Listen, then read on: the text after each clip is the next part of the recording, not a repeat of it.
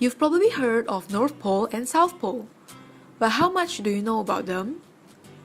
The North Pole is located at the northernmost point of the Earth's axis and is usually known as the Arctic region, whereas the South Pole is located at the southernmost point of the Earth's axis and is usually known as the Antarctica. Arctic is a sea of ice surrounded by continents, and Antarctica is a continent surrounded by sea. Both Earth's poles are cold. The average annual temperature in the winter for the Arctic is minus 40 degrees Celsius, while the temperature can go down to minus 60 degrees Celsius in the Antarctica. Why is Antarctica colder than the Arctic? Arctic is a sea of ice, while Antarctica is an ice landmass.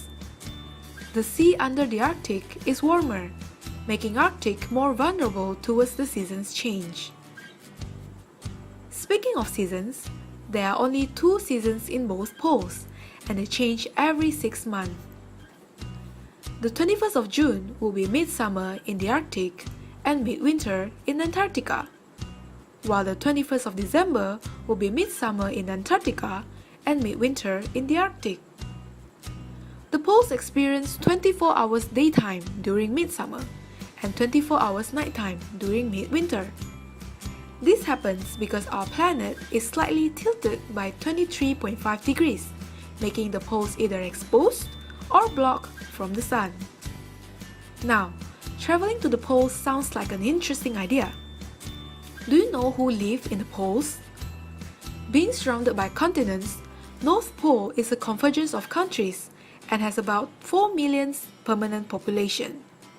While due to its harsh environment, there are no humans permanently inhabiting South Pole. Polar bears and penguins are iconic animals living in cold environments, and they seem to be coming from the same habitat. But in reality, they probably live farther away from each other than you think. Polar bears only live in the North Pole, and penguins only live in the South Pole. This leaves penguins with hardly any natural predators, while polar bears feast on seals or deserted whales.